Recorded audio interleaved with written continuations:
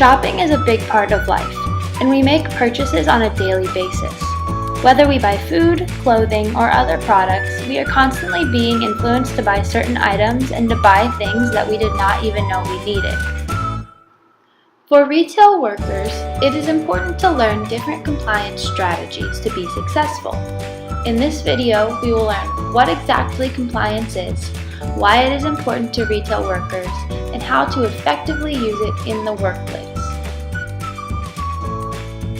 Retail is a huge source of money, and companies like Gap Incorporated, Starbucks Coffee, and Walmart all produce billions of dollars in revenue every year.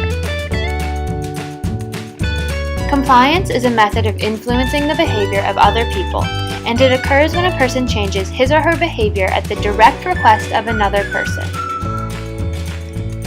It is frequently thought of as a face-to-face exchange, but in reality, compliance is everywhere. This includes both implicit and explicit forms.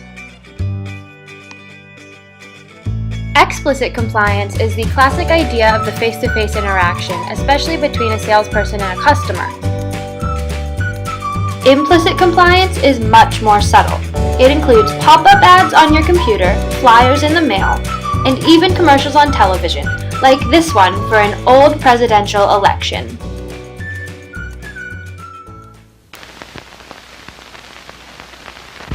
Back in July in San Francisco, the Republicans held a convention. Remember him? He was there. Governor Rockefeller. Before the convention, he said Barry Goldwater's positions can, and I quote, spell disaster for the party and for the country. Or him, Governor Scranton. The day before the convention, he called Goldwaterism a, quote, crazy quilt collection of absurd and dangerous positions. Or this man, Governor Romney. In June, he said Goldwater's nomination would lead to the, quote, suicidal destruction of the Republican Party. So, even if you're a Republican with serious doubts about Barry Goldwater, you're in good company. Vote for President Johnson on November 3rd. The stakes are too high for you to stay home. But how are compliance and retail related? It turns out that salespeople use compliance techniques to increase their profit all the time. The interaction between the employee and customer directly affects whether or not the customer will make a purchase. It is important that employees take cues from the customers and adapt their methods to be successful. Most compliance strategies that are frequently used to encourage customers to purchase products or services rely on the ordering of requests, though there are strategies that only involve one request. These include the foot in the door technique, lowballing, the door in the face technique, and the that's not all technique. Now we will learn more about each strategy and how to use each one in a retail setting. The foot in the door technique is a two-step process in which an individual aims to convince another person to comply with a request by first asking for a smaller favor. Hey, is there anything I can help you with? I think I'm good for now. I really like this shirt. I think I'm good. Oh, awesome. Okay, so it's 30. Okay. Oh my gosh, though, you know what would be so cute with that? This jacket. Ooh, that's so true. The jacket is 45, by the way. It just looks so cute together. Right? Yeah.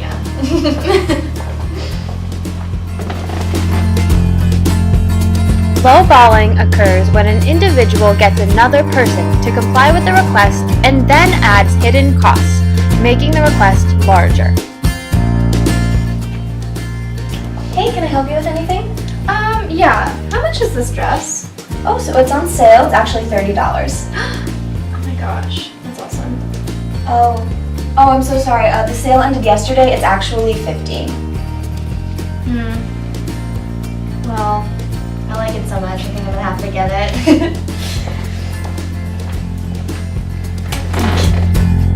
The door in the face technique occurs when an individual makes a request seem more appealing by first making another, much larger request that is bound to be rejected.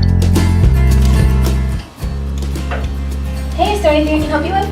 Yeah, I did see a price tag on this. How much is it? It's $100. I'm on a budget right now. I don't really think I can afford that. Oh, okay. So we actually have this one, and it's only $50. It's pretty similar. Oh, yeah, that would work for me. All right, perfect. Take it. Awesome.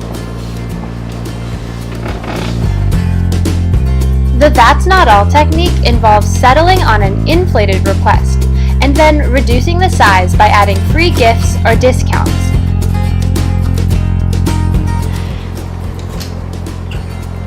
Hey, can I help you with anything? Yeah, how much was this shirt? It's $60. I don't know. I really like it. I think I have to get it. Awesome. So if you spend $60, you'll also get this free tumbler along with it. Oh my gosh, what a good deal. Absolutely.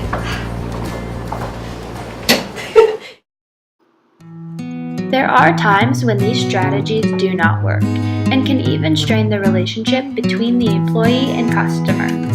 First, if an individual is aware of these techniques, they are less likely to comply with a request. And second, compliance is less likely if the requests are too different in value.